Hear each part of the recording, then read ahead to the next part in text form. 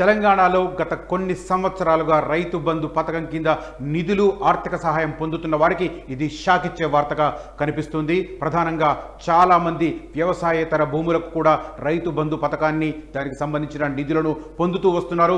కేసీఆర్ ప్రభుత్వం 2014లో రాష్ట్ర ప్రభుత్వాన్ని ఏర్పాటు చేసిన తర్వాత రైతాంగానికి పెట్టుబడి సహాయం చేయాలన్న ఉద్దేశంతో 2 విడతలుగా ఖరీఫ్ అండ్ రబీ సీజన్లలో ఎకరానికి 5,000 రూపాయల చొప్పున ఖరీఫ్లోను, అదే రకంగా 5,000 రూపాయల చొప్పున రబీ సీజన్లోనూ ఇస్తూ వస్తుంది. ఎకరానికి సంవత్సరానికి 10,000 రూపాయల వరకు చెల్లిస్తూ వస్తున్నారు పెట్టుబడి సహాయం కింద.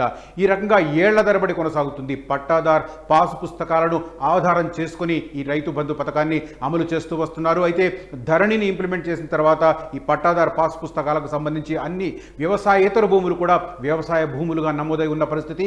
క్రాస్ చెక్ చేయని నేపథ్యంలో గ్రౌండ్ స్థాయిలో ఉన్న రెవెన్యూ సిబ్బంది క్రాస్ చెక్ చేయకుండా రైతు బంధు పథకాన్ని కొనసాగిస్తూ వస్తున్నారు. ఈ నేపథ్యంలో ఎంతమందికో వ్యవసాయేతర భూములకు సంబంధించి కూడా ప్రభుత్వ నిధులు పెద్ద ఎత్తున కోట్లాది రూపాయలు వీరికి అందుతున్న పరిస్థితి కనిపిస్తుంది. ఇప్పుడు తాజాగా రేవంత్ రెడ్డి ప్రభుత్వం రైతు బంధును రైతు భరోసాగా మార్చి అమలు చేయబోతోంది.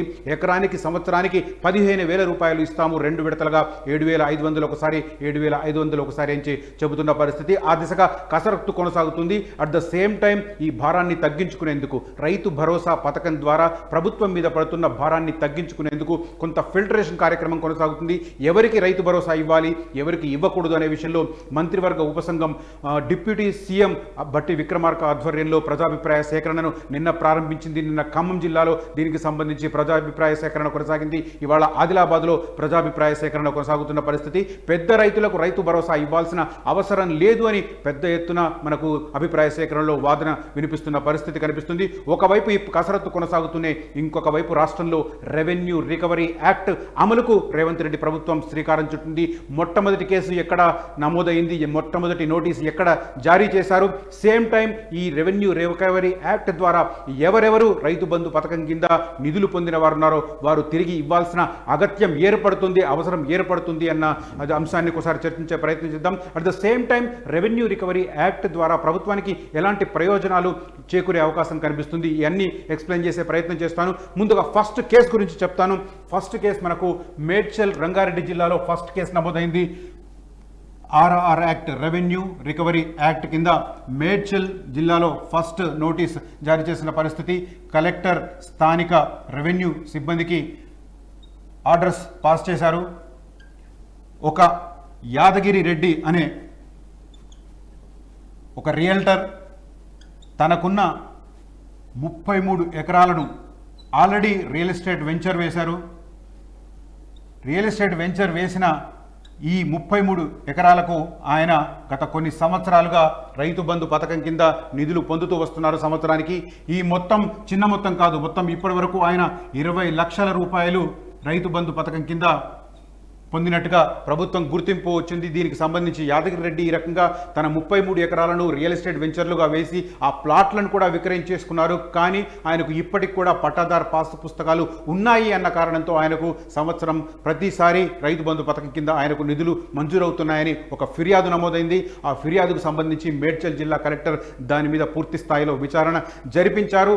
గ్రౌండ్ లెవెల్లో ఆర్డీఓకు, అదే రకంగా తహసీల్దార్కు, గట్కేసర్ తహసీల్దార్కు కూడా ప్రధానంగా నోటీసులు జారీ చేసి రెవెన్యూ రికవరీ యాక్ట్ను ఉపయోగించి ఆయనకు ఏదైతే 20 లక్షల రూపాయలు రైతు బంధు పథకం కింద ప్రయోజనం చేకూరిందో అందులో ఆయనకు అర్హత ఉన్న 3.5 లక్షల రూపాయలు మినహా 16,50,000 రూపాయలను రికవరీ చేయాలని స్థానిక రెవెన్యూ అధికారులను ఆదేశించిన పరిస్థితి. ఫస్ట్ కేసు తెలంగాణ వ్యాప్తంగా ఉమ్మడి 10 జిల్లాలకు సంబంధించి చూస్తుంటే ప్రధానంగా first case revenue recovery act కింద మనకు గట్కేసర్ ఏరియాలో కనిపిస్తుంది. గట్కేసర్ ఏరియాలో మనకు తెలుసు ఇదంతా అర్బనైజ్డ్ అయిన ఏరియా. అర్బనైజ్డ్ అయిన ఏరియాలో రైతు బంధు పథకం కింద వ్యవసాయానికి పెట్టుబడి పేరిట ఎలా ఆర్థిక సహాయం తీసుకుంటారు, ప్రభుత్వ నిధులను ఎలా కొల్లగొడతారు అన్న చర్చలు కొనసాగుతున్నాయి. ఒకసారి గట్కేసర్కు సంబంధించి చూస్తే విస్తుపోయే అంశాలు కూడా మన దృష్టికి వస్తున్న పరిస్థితి. గట్కేసర్ మండలంలో మొత్తం 66,000 ఎకరాలు పూర్తిగా అగ్రికల్చర్ స్థాయిలో ఉన్నట్టుగా తెలుస్తుంది. కానీ అగ్రికల్చర్ చేస్తున్నది, వ్యవసాయం సాగు చేస్తున్నది మాత్రం కేవలం 30,000 ఎకరాలు. అంటే మనకి ఇక్కడ చేసుకోవచ్చు ఒరిజినల్గా రైతు బంధు పథకం కింద నిధులు పొందాల్సినవి కేవలం 30,000 ఎకరాలు అయితే గట్కేసర్ మండలంలోనే దాదాపు దాదాపు 66,000 ఎకరాలకు రైతు బంధు పథకం కింద నిధులు వెళుతున్న పరిస్థితి. అంటే ఆల్మోస్ట్ రెట్టింపు అమౌంట్ వెళుతుంది. అంటే ఆల్మోస్ట్ 50% వృధాగా అనర్హులకు రైతు బంధు పథకం కింద ప్రభుత్వ ధనం కొల్లగొడుతున్న పరిస్థితి కనిపిస్తుంది. ఇందుకు క్లియర్ కట్ ఎగ్జాంపుల్ ఒక ఫిర్యాదును కలెక్టర్ లోతుగా పరిశీలిస్తే ఒక ఉదంతం బయటకు వచ్చింది. యాదగిరి రెడ్డి అనే వ్యక్తి తనకు పోచారం ఏరియాలో, పోచారం అనేది తెలుసు, ఇన్ఫోసిస్ ఉన్న ఏరియా, పూర్తిగా అర్బనైజ్డ్ అయిన ఏరియా, ఆ ఏరియాలో రియల్ ఎస్టేట్ కూడా చాలా పెద్ద స్థాయిలో కొనసాగుతున్న పరిస్థితి. వేలాది ఎకరాలకు సంబంధించి కన్వర్ట్ అయ్యి వాటిని రియల్ ఎస్టేట్ వెంచర్లుగా వేసిన పరిస్థితి. తనకున్న 33 ఎకరాలను కూడా ఆయన రియల్ ఎస్టేట్ వెంచర్గా మార్చి ప్లాట్లను విక్రయించేసుకున్నారు. కాకపోతే ఇప్పటికీ ఆ పట్టాదారు పాస్ పుస్తకాలు క్యాన్సిల్ కాకపోవడంతో, దాన్ని కన్వర్షన్ కాకపోతే నాలా కన్వర్షన్ కాకపోవడంతో, అంటే అగ్రికల్చర్ ల్యాండ్ను పూర్తిగా రియల్ ఎస్టేట్ ల్యాండ్గా మార్చిన తర్వాత ఆ కన్వర్షన్ రెవెన్యూ రికార్డుల్లో నమోదు కాకపోవడంతో దాన్ని ఆసరాగా తీసుకొని సదరు యాదగిరి రెడ్డి 20 లక్షల రూపాయల వరకు ఇప్పటి వరకు రైతు బంధు పథకం కింద ప్రయోజనం పొందుతున్న పరిస్థితి. అయితే ఆయనకు వ్యవసాయ భూమి కొంత ఉంది, దానికి సంబంధించిన 3.5 లక్షల రూపాయలను పక్కన పెడితే మిగతా 16,50,000 రూపాయలను రికవరీ చేయాలని మేడ్చల్ జిల్లా కలెక్టర్ స్థానిక రెవెన్యూ యంత్రాంగానికి ఆదేశించారు. ఇదే రకంగా రెవెన్యూ రికవరీ యాక్ట్ అనేది మొత్తం అక్రాస్ తెలంగాణ అమలు చేయబోతున్నట్టుగా తెలుస్తుంది. మరీ ముఖ్యంగా ఒక్కసారి ఏ ప్రాంతాల్లో ఎక్కువ ప్రభావం ఉందో చెప్పే ప్రయత్నం చేస్తాను. రాష్ట్ర వ్యాప్తంగా వ్యవసాయ భూమి రూరల్ ఏరియాలో ఎక్కువ స్థాయిలో ఉందన్న సంగతి తెలుసు మనకు. కాకపోతే హైదరాబాద్ సరౌండింగ్ ఏదైతే జిల్లాలు ఉన్నాయో, హైదరాబాద్ సరౌండింగ్ జిల్లాలో చాలా వ్యవసాయ భూములు పూర్తిగా కన్వర్ట్ అయ్యాయి. అయితే పరిశ్రమలు ఏర్పాటయ్యాయి, లేదా రైస్ మిల్లు లాంటి ఏర్పాటు చేసుకున్నారు, లేకపోతే రియల్ ఎస్టేట్ వెంచర్లుగా మారిన పరిస్థితి. ఇలాంటి భూములకు కూడా వేల ఎకరాల పేరిట పట్టాదారు పాస్తు పుస్తకాలు ఉండడంతో ప్రభుత్వ నిధులు వారికి ప్రయోజనం చేకూరుతున్న పరిస్థితి. ఇప్పుడు ఈ నిధులను ఎవరైతే కేసీఆర్ ప్రభుత్వం నుంచి ఇప్పటి వరకు కొనసాగుతూ వస్తుందో, రైతు బంధు పథకం కింద సంవత్సరానికి ఎకరానికి 10,000 రూపాయలు పొందుతూ వస్తున్నారో వారంతా అక్రమార్కులుగానే భావించాల్సి వస్తుంది. వారు స్వచ్ఛందంగా ప్రభుత్వానికి చెప్పాలి తమ భూములు వ్యవసాయ భూములు కావు అని, లేకపోతే స్థానికంగా ఉన్న రెవెన్యూ యంత్రాంగం అన్న వాటిని గుర్తించాలి. వీటిల్లో వ్యవసాయం చేయడం లేదు కాబట్టి కన్వర్ట్ అయ్యాయి, పరిశ్రమలో లేకపోతే రియల్ ఎస్టేట్ వెంచర్లుగా మారాయో అన్నది నిర్ధారించాల్సిన అవసరం కూడా లోకల్ రెవెన్యూ యంత్రాంగానికి ఉంటుంది. ఈ రెండు వ్యవస్థలు పూర్తిగా విఫలం కావడంతో వాళ్ళు పూర్తి స్థాయిలో నిజానికి రైతు బంధు పథకం అమలు చేస్తున్న తొలి ఫస్ట్ 2 ఇయర్స్లో దీనికి సంబంధించి జరిగింది. వీరు పట్టాదారు పాస్ పుస్తకాలకు సంబంధించిన జిరాక్స్లను సబ్మిట్ చేయడం, వాటిని నిర్ధారించిన తర్వాత విఆర్ఓ ఒక నివేదిక ఇస్తే దాన్ని ఎంఆర్ఓ ద్వారా ఆమోదం పొంది పూర్తిగా రైతు బంధు పథకానికి సంబంధించిన నిధులు గ్రౌండ్ లెవెల్లో అకౌంట్లలో పడిన పరిస్థితి. కానీ ఆ తర్వాత ఈ క్రాస్ చెకింగ్ అనేది పూర్తిగా పక్కకు పోయింది. కారణాలు అనేకం కావచ్చు, రాజకీయ కారణాలు ఉండొచ్చు, ఇతరత్ర అధికార యంత్రాంగంలో అలసత్వం కావచ్చు. కారణాలు ఏవైనా కూడా పెద్ద ఎత్తున ఆల్మోస్ట్ ఇప్పుడు ఈ ఒక్క ఉదంతం చూసుకుంటేనే 50% నిధులు వేస్ట్ అయినట్టుగా తెలుస్తుంది. ఓవరాల్గా రాష్ట్ర వ్యాప్తంగా రెవెన్యూ రికవరీ యాక్ట్ను కనుక అమలు చేస్తే ఇంకా ఎంతమంది అనర్హులకు రైతు బంధు ప్రయోజనం పొందారు అనేది తేడతెల్లమయ్యే అవకాశం కనిపిస్తుంది. ఇప్పుడు తాజాగా కలెక్టర్లందరికీ సీఎం ఆదేశాలు ఇచ్చినట్టుగా సమాచారం అందుతూ ఉన్నది. మొత్తం మీద రెవెన్యూ రికవరీ యాక్ట్ను ఇంప్లిమెంట్ చేసే దిశగా ఎవరెవరికి అనర్హులకు రైతు బంధు పథకం సంబంధించిన నిధులు చేరాయి అనే విషయంలో పూర్తిగా లోతైన అధ్యయనం కొనసాగుతుంది. ఇదో రకంగా చెప్పాలంటే అక్రమార్కులకు షాక్ ఇచ్చే వార్తగా చెప్పొచ్చు. జెన్యూన్గా రైతు అయి ఉండి వ్యవసాయం చేస్తున్న వారికి పెట్టుబడి సాయం కింద అందించడం అనేది ఖచ్చితంగా జరగాల్సిన అవసరం ఉంది. దాన్ని ఇంకా పెంచాల్సిన అవసరం ఉంది. పెట్టుబడికి సంబంధించిన ఖర్చులు పెరిగిన నేపథ్యంలో రైతు బంధు పథకానికి సంబంధించి ఎకరానికి 15,000 రూపాయలు సంవత్సరానికి ఇస్తామన్న హామీ ఏదైతే ఉందో ఆ హామీని కూడా ప్రభుత్వం నిలబెట్టుకోవాల్సిన అవసరం ఉంది. కాకపోతే అట్ ద సేమ్ టైం అనర్హులను ఎవరైతే 10 ఎకరాలకు పైగా ఉన్నా వారిని మినహాయించాల్సిన అవసరం ఉంది. వారు ఖచ్చితంగా భూస్వాములు అయి ఉంటారు. వారికి ఆర్థిక సహాయం చేయాల్సిన అవసరం లేనే లేదు. ప్రభుత్వ నిధులను అందుకు వెచ్చించాల్సిన అవసరం లేనే లేదు అన్న అభిప్రాయం సర్వత్రా వ్యక్తమవుతుంది. అట్ ద సేమ్ టైం ఇంతకాలం అనర్హులుగా ఉండి వారు రైతు బంధు పథకాన్ని ప్రభుత్వ నిధులను పొందుతున్నారు. వారి నుంచి కూడా రికవరీ చేయాల్సిన అగత్యం ఉంది, అవసరం ఉంది అన్న డిమాండ్ కూడా వినిపిస్తుంది. ఆ దిశగానే రేవంత్ రెడ్డి సర్కార్ ఆదేశాలు జారీ చేసినట్టుగా తెలుస్తుంది. కలెక్టర్లందరూ ఈ విషయంలో ఫోకస్ చేస్తే చాలా మందికి, ముఖ్యంగా అర్బన్ రిలేటెడ్ ఏరియాస్ ఎక్కడ ఉన్నాయో ఆ ఏరియాలో నాలా కన్వర్షన్ కాకపోవడం, అంటే అగ్రికల్చర్ ల్యాండ్లు పూర్తి వేరే స్థాయి ఉపయోగాలకు వాటిని, అంటే అది రెసిడెన్షియల్ పర్పస్ కావచ్చు, ఇండస్ట్రీ పర్పస్ కావచ్చు, లేకపోతే రియల్ ఎస్టేట్ పర్పస్ కావచ్చు, దాన్ని కన్వర్షన్ జరిగిన ప్రాంతాలను గుర్తించి ఆ రకంగా ఫిల్టర్ చేస్తే ప్రభుత్వ నిధులు మిగలడమే కాకుండా గతంలో వృధా అయిన అమౌంట్ను కూడా రికవరీ చేసే అవకాశం ఉంటుంది. కాబట్టి ఆ దిశగా ఇప్పుడు ప్రయత్నాలు మొదలయ్యాయి. ముఖ్యంగా ఏ ప్రాంతాలలో ఎఫెక్ట్ పడుతుందనేది నేను చెప్పే ప్రయత్నం చేస్తాను. హైదరాబాద్కు సంబంధించి చూస్తే మనకు పాత రంగారెడ్డి జిల్లా ఏరియాలో చాలా మటుకు రియల్ ఎస్టేట్ వెంచర్స్ డెవలప్ అయ్యాయి.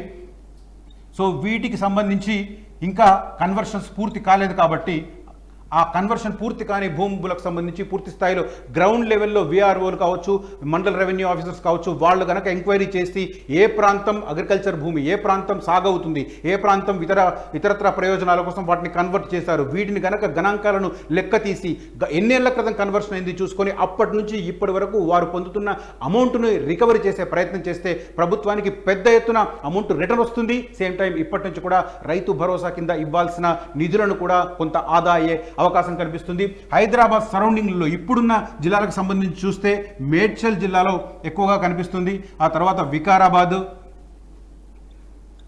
ఆ తర్వాత ఇప్పుడున్న రంగారెడ్డి, అదే రకంగా వీటి పొరుగునే ఉన్నాయి కొన్ని జిల్లాలు, అవి కూడా ఎఫెక్ట్ పడుతుంది. ఒకటి సంగారెడ్డి ఏరియాలో కూడా చాలా ఏరియాస్ అగ్రికల్చర్ నుంచి కన్వర్ట్ అయిన పరిస్థితి. అదే రకంగా యాదగిరిగుట్ట ఏరియాలో కూడా చాలా అగ్రికల్చర్ ల్యాండ్ని కన్వర్ట్ చేసి రియల్ ఎస్టేట్ వెంచర్లు వేసిన పరిస్థితి. ఇంకా సౌత్ వైపు వెళుతుంటే మనకు కొంత భువనగిరి ఏరియాలో కనిపిస్తుంది ఎక్కువ, తర్వాత షాద్నగర్ ఏరియాలో కనిపిస్తుంది, ఆ తర్వాత వికారాబాద్ ఏరియాలో కనిపిస్తుంది. ఇట్లా ఈ ఏరియాలకు సంబంధించి ఎక్కువగా ఎఫెక్ట్ అయ్యే అవకాశం కనిపిస్తుంది. ఎందుకంటే ఈ ఏరియాలో అగ్రికల్చర్ ల్యాండ్గా ఇప్పటికీ పట్టాదార్ పాస్ పుస్తకాలు కలిగిన వ్యక్తి వాటిని ఇతరత్ర ప్రయోజనాలకు, గృహ అవసరాలకు కావచ్చు, లేదా ఇండస్ట్రీ పర్పస్ కావచ్చు, లేకపోతే పౌల్ట్రీ అట్లాంటి వాటికి కావచ్చు, లేకపోతే రియల్ ఎస్టేట్ వెంచర్లకు కావచ్చు ఇచ్చేసిన పరిస్థితి. వీటిని పూర్తిగా కనుక ఫిల్టర్ చేస్తే దానికి సంబంధించి పెద్ద ఎత్తున ఇప్పటి నుంచి ఖర్చు చేయాల్సిన అగత్యం కూడా మిగులుతున్న పరిస్థితి.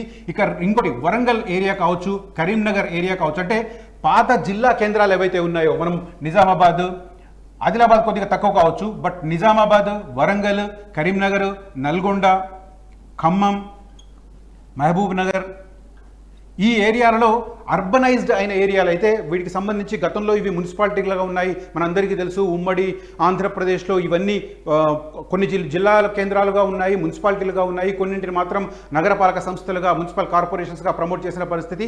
ఎప్పుడైతే నగరపాలక సంస్థలుగా మారాయో ఆ తర్వాత ఆ సరౌండింగ్లో రియల్ ఎస్టేట్ భూమి వచ్చింది, చాలా అగ్రికల్చర్ ల్యాండ్స్ కూడా కన్వర్ట్ అయిన పరిస్థితి. ఇప్పుడు ప్రధానంగా ఎఫెక్ట్ పడబోయే అంశాలు మనకి కనిపిస్తున్నాయి. హైదరాబాద్ సరౌండింగ్లో ఉన్న అర్బనైజ్డ్ అయిన ఏరియాలు, అదే రకంగా ఉమ్మడి జిల్లా కేంద్రాలుగా ఉన్న చాలా ప్రాంతాలలో అర్బనైజ్డ్ అయిన ఏరియాలు, వీటిల్లో అగ్రికల్చర్ ల్యాండ్ ఇంకా కన్వర్ట్ చేయలేదు కాబట్టి పెద్ద ఎత్తున ఆ పట్టాదారు పాస్ పుస్తకాలు అలాగే కొనసాగుతున్నాయి.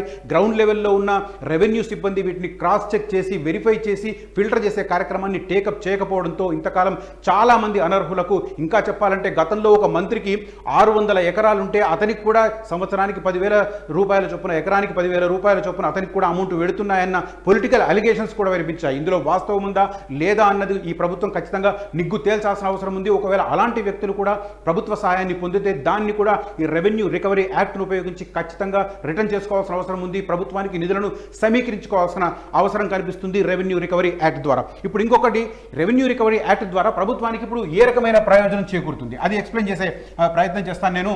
ముఖ్యంగా ప్రభావం పడే ప్రాంతాలు మనకు కనిపిస్తున్నాయి. హైదరాబాద్తో పాటు అర్బనైజ్డ్ అయిన ఉమ్మడి జిల్లా కేంద్రాలకు సంబంధించిన ఏరియాలలో ఎక్కువగా ప్రభావం పడే అవకాశం ఉంది. ఎవరైతే తమ భూములను రెసిడెన్షియల్ పర్పస్కు మార్చుకున్నారో, అదే రకంగా ఇండస్ట్రీస్కి ఇచ్చారో, లేదా పౌల్ట్రీ పరిశ్రమకు వాడుకున్నారో, లేకపోతే రియల్ ఎస్టేట్ సంస్థలకు ఇచ్చేశారో, ఇవన్నీ డెవలప్మెంట్కి ఇచ్చారో, ఇలాంటి అంశాలన్నీ గుర్తించి వీటిని ఫిల్టర్ చేసే కార్యక్రమం ఇప్పుడు కొనసాగుతుంది. ఇలాంటి వాటికి ఎప్పుడు ఆ కన్వర్షన్ పూర్తయింది, అగ్రికల్చర్ భూమి నుంచి ఎప్పుడు ఇతరత్ర ప్రయోజనాలకు వాటిని మార్పు చేశారు, ఆ ప్రయోజనాలను పొందుతున్నారు అన్నది రికవరీ చేసిన తర్వాత అప్పటి నుంచి ఇప్పటి వరకు వారు రైతు బంధు పథకం కింద పొందుతున్న నిధులను రికవరీ చేయడానికి ఇప్పుడు కలెక్టర్లు సమాయత్తమవుతున్నారు. దానికి సంబంధించి అధికార యంత్రాంగానికి పూర్తి స్థాయిలో గైడ్ లైన్స్ జారీ చేసిన పరిస్థితి కనిపిస్తుంది. మొత్తం మీద ఈ రెవెన్యూ రికవరీ యాక్ట్ని ఇంప్లిమెంట్ చేస్తే ప్రభుత్వానికి ఏ రకమైన ప్రయోజనాలు అందబోతున్నాయి అన్నది నేను ఎక్స్ప్లెయిన్ చేస్తాను. 2 ప్రయోజనాలు క్లియర్ కట్గా కనిపిస్తుంది. ఒకటి, గత కొన్ని సంవత్సరాలుగా ఫండ్స్ను రికవరీ చేయొచ్చు. అంటే వాళ్ళు ఎప్పుడైతే ఈ నాలా కన్వర్షన్స్ చేసుకోకుండా పట్టాదారు పాస్ పుస్తకాలు ఉన్నాయి అన్న పేరుతో ఇతరత్ర ప్రయోజనాలకు ఆ భూములను వాడుకున్నా, రియల్ ఎస్టేట్ కావచ్చు, ఇతరత్ర ప్రయోజనాలకు వాటిని వాడుకున్నా, ఫర్ ఎగ్జాంపుల్ ఒక ల్యాండ్కి సంబంధించి 2019లో కన్వర్ట్ అయింది. అప్పటి నుంచి అతను రైతు బంధు పొందుతున్నాడు. సో 2019 నుంచి 2024 వరకు అతను ఆ ప్రయోజనం ఎంత పొందాడు, ఎంత నిధులు వచ్చాయి, దీన్ని రికవరీ చేయడానికి అవకాశం ఉంటుంది. ఈ రకంగా రికవరీ చేస్తే కనుక ఆర్ఆర్ యాక్ట్ ప్రకారం రికవరీ చేస్తే కనుక ఈ రకంగా కన్వర్ట్ అయినప్పటి నుంచి ఇప్పటి వరకు అతను ఎన్ని కోట్ల రూపాయలు, ఎన్ని లక్షల రూపాయలు, ఎన్ని వేల రూపాయలు ప్రభుత్వ నిధులను తీసుకున్నాడు అనేది గణాంకాలు వేస్తారు. కలెక్టర్ దీనికి సంబంధించి మదింపు చేసిన తర్వాత క్లియర్ కట్గా గ్రౌండ్ లెవెల్లో ఉన్న రెవెన్యూ సిబ్బందికి నోటీసులు జారీ చేయడం, వారు ఆ ప్రయోజనాలు పొందిన వ్యక్తికి నోటీసులు జారీ చేసి నిర్ణీత గడువులోగా ఆ అమౌంట్ను రికవరీ చేసే ప్రయత్నాలు చేస్తారు. ఓవరాల్గా ఇది ఉమ్మడి 10 జిల్లాలలో, తెలంగాణలో గతంలో ఉన్న ఉమ్మడి 10 జిల్లాల్లో వ్యాప్తంగా కనుక కొనసాగితే చాలా ప్రాంతాల్లో ప్రభావం పడే అవకాశం ఉంది. మనందరికీ తెలుసు తెలంగాణలో అర్బనైజేషన్ పెద్ద ఎత్తున కొనసాగింది. గత 10 సంవత్సరాల కాలంలో అంటే 2014లో అగ్రికల్చర్ భూమి ఎంత ఉందో ఇప్పుడున్న దాంట్లో చాలా వరకు కన్వర్ట్ అయింది. At the same time irrigation ప్రాజెక్టుల కారణంగా అగ్రికల్చర్ భూమి పెరిగి ఉండవచ్చు కాగా, కానీ గతంలో ఉన్న అగ్రికల్చర్ భూమికి సంబంధించి అర్బనైజ్డ్ అయిన ఏరియాలలో మాత్రం ఖచ్చితంగా అది ఇతరత్ర ప్రయోజనాలకు ఆ భూములను వాడుకున్నారు, కానీ రికార్డులకు ఎక్కలేదు, ఆ ప్రయోజనాలు పొందుతున్నారు. దీన్ని మొత్తంగా మదింపు వేస్తే ఒక అంచనా ప్రకారం దాదాపు 20,000 కోట్ల రూపాయల వరకు ఇప్పటి వరకు రైతు బంధుకు సంబంధించి రాష్ట్ర వ్యాప్తంగా అనవసరమైన అనర్హులకు రీచ్ అయ్యాయి అన్న ఒక అంచనా కూడా వినిపిస్తుంది. దీనికి సంబంధించిన గణాంకాలను పూర్తిగా అధికార యంత్రాంగం నిగ్గు తేల్చాల్సిన అవసరం ఉంది. కానీ ఒక అనధికారిక లెక్క ప్రకారం ఇప్పటి వరకు అనర్హులైన వ్యవసాయదారులకు కావచ్చు, పట్టాదారు పాస్ పుస్తకాలు ఉన్న వారికి కావచ్చు, ఇప్పటి వరకు 20,000 కోట్ల రూపాయలు నిధులు మళ్లింపు జరిగింది అంటున్నారు. ఇప్పుడు దాన్ని గనక రికవరీ చేస్తే ఇప్పుడు ప్రభుత్వం ముందున్న పెద్ద సవాల్ రైతు రుణమాఫీ, దానికి సంబంధించి ఈజీగా ఫండ్స్ సమకూర్చుకునే అవకాశం ఉంది. ఇది ఫండ్స్ రికవరీ చేయడం ద్వారా ఫస్ట్ బెనిఫిట్ ఇది జరిగే అవకాశం ఉంది. అనధికారిక లెక్క ప్రకారం 20,000 కోట్ల రూపాయలు రికవరీ చేయాల్సిన అవసరం కనిపిస్తుంది. ఫస్ట్ ప్రయోజనం ఇది కొనసాగుతుంది. ఇక రెండో ప్రయోజనం ఏంటంటే ప్రధానంగా కాంగ్రెస్ పార్టీ తన మేనిఫెస్టోలో ఎకరానికి 15,000 రూపాయలు 2 విడతలుగా ఇస్తామన్నారు. ఒకసారి 7,500, ఒకసారి 7,500 ఖరీఫ్, అదే రకంగా రబీ. ఈ అమౌంట్ పెరుగుతుంది. అంటే గతంలో 10,000 ఇస్తే ఇప్పుడు 15,000 అంటే 5,000 రూపాయలు పెరుగుతుంది. సేమ్ టైం అనర్హులకు కనుక మినహాయిస్తే ఇప్పుడున్న అంచనా ప్రకారం మనం ఇప్పుడు మేడ్చల్ కేసుని తీసుకుంటే ఆల్మోస్ట్ సగం వృధా అవుతున్న పరిస్థితి. అంటే మొన్న కేబినెట్ భేటీ తర్వాత రైతు భరోసాను అమలు చేయాలంటే 5,000 కోట్ల రూపాయలు కావాలని కేబినెట్లో ప్రకటించిన పరిస్థితి. అంటే ఈ రకంగా ఫిల్టర్ చేసే కార్యక్రమం కనుక కొనసాగితే అర్బనైజ్డ్ అయిన ఏరియాలలో కన్వర్ట్ అయిన ల్యాండ్స్ని కనుక మినహాయించి ఆ పట్టాదారు పాస్ పుస్తకాలను కనుక మినహాయిస్తే ఖచ్చితంగా ఇందులో 50% మిగిలే భారం తగ్గే అవకాశం ఉంది. ఒకటి, ఇప్పటి వరకు అనధికారికంగా అనర్హులకు వెళ్ళిన 20,000 కోట్ల రూపాయలను రికవరీ చేయడంతో పాటు సేమ్ టైం ఇప్పుడు భవిష్యత్తులో సంవత్సరానికి 5,000 కోట్ల రూపాయలు కావాలంటున్నారు, సంవత్సరానికి ఒక విడతకు కావాలంటున్నారు. సో సంవత్సరానికి 10,000 కోట్ల రూపాయలు అవుతుంది. అందులో 50% మినహాయించే అవకాశం ఉంది. 50% ప్రభుత్వ నిధులు మిగిలే అవకాశం కనిపిస్తుంది. ఒకటి, ఇప్పటి నుంచి రైతు భరోసా మీద ఖర్చు పెట్టాల్సిన నిధిలో మిగులుతాయి, 50% మిగులుతాయి. సేమ్ టైం గతం నుంచి వృధా అయిన 20,000 కోట్ల రూపాయలు కూడా రికవరీ అయ్యే అవకాశం ఉంది. ఇది సబ్జెక్టు కరెక్షన్, అధికారిక లెక్క కాదు. అనధికారికంగా ఇప్పటి వరకు రైతు బంధు కింద అనర్హులు ప్రయోజనం పొందిన అమౌంట్ 20,000 కోట్ల రూపాయల వరకు ఉంటుందని ఒక అంచనా. దీన్ని ప్రభుత్వాలు నిగ్గు తేల్చాల్సిన అవసరం ఉంది. అధికార యంత్రాంగం గణాంకాలను పూర్తిగా మదింపు చేయాల్సిన అవసరం ఉంది. మొత్తం మీద ఇది సమ్వేర్ అరౌండ్ 20,000 కోట్ల రూపాయలు ఉంటుందని. అంటే ఇప్పుడు ఈ రకంగా కన్వర్ట్ అయిన వాటిని కనుక మినహాయిస్తే తక్షణం 20,000 కోట్ల రూపాయలు బెనిఫిట్ అవ్వడంతో పాటు భవిష్యత్తులో సంవత్సరానికి ఎంతైతే ఖర్చు అవుతుందనుకున్నారో దాదాపు 10,000 కోట్ల రూపాయలు రైతు భరోసా కింద ఖర్చు అవుతుందని అనుకుంటున్నారు. దీని నుంచి కూడా 50% తగ్గే అవకాశం కనిపిస్తుంది. అందుకు మనకు ప్రత్యక్ష ఉదాహరణ ఇప్పుడు గట్కేసర్లో నమోదైన ఫస్ట్ కేసు కింద చెప్పుకోవచ్చు. ఈ రెండు ప్రయోజనాలు, ఒకటి ఇప్పటి నుంచి దీనికి సంబంధించి రైతు భరోసా మీద ఖర్చు పెట్టాల్సిన నిధుల భారం తగ్గుతుంది. సేమ్ టైం ఇప్పుడు ఆ తక్షణ అవసరాల కోసం రెవెన్యూ రికవరీ యాక్ట్ ద్వారా గతంలో అక్రమంగా పొందిన రైతు బంధు సహాయాన్ని పొందిన వారి నుంచి రికవరీ చేసుకునే అవకాశం. ఈ రెండు ప్రయోజనాలు ప్రభుత్వానికి కలుగుతున్నాయి. ఫస్ట్ మళ్ళీ క్లియర్గా చెప్తున్నారు, ఒకటి ప్రభుత్వానికి 2 ప్రయోజనాలు కనిపిస్తున్నాయి. ఒకటి, ఇప్పటి నుంచి రైతు భరోసాకు సంబంధించిన భారం తగ్గడం. అట్ ద సేమ్ టైం ఇప్పటి వరకు ఎవరైతే అనర్హులు పొందారో వాటిని రికవరీ చేయడం ద్వారా కొంత ప్రభుత్వానికి నిధులు సమకూరడం జరుగుతుంది. ఈ 2 అంశాలతో పాటు ఏ ప్రాంతంలో ప్రధానంగా ఎఫెక్ట్ పడే అవకాశం ఉంది అంటే హైదరాబాద్ చుట్టుపక్కల అర్బనైజ్డ్ అయిన ఏరియాలు, ప్రధానంగా ఉమ్మడి రంగారెడ్డి, అదే రకంగా ఉమ్మడి మెదక్, ఉమ్మడి నల్గొండ, ఉమ్మడి మహబూబ్ నగర్ జిల్లాలకు సంబంధించిన కొన్ని ఏరియాల మీద పడే అవకాశం కనిపిస్తుంది. సేమ్ టైం ఎవరైతే మున్సిపాలిటీలుగా ఉండి మున్సిపల్ కార్పొరేషన్లుగా మారిన ఉమ్మడి జిల్లా కేంద్రాలు ఉన్నాయో వాటి సమీప ప్రాంతాల్లో కూడా ప్రభావం పడే అవకాశం ఉంది. అక్కడ కూడా అర్బనైజ్డ్ ఏరియాస్ అయ్యాయి, పెరిగిపోయాయి. అగ్రికల్చర్ ల్యాండ్స్ చాలా వరకు కన్వర్ట్ అయిన పరిస్థితి. వీటిని మొత్తం గనక మదింపు చేస్తే ప్రభుత్వానికి 2 ప్రయోజనాలు తక్షణంగా కనిపిస్తున్నాయి. ఒక రకంగా చెప్పాలంటే రెవెన్యూ రికవరీ యాక్ట్ అక్రమార్కులకు ఒక కొరడా జొలిపించినట్టుగా మనం భావించవచ్చు. అసలైన తొలి వెలుగు. ఫాలో వాట్సాప్ @తొలి వెలుగు official.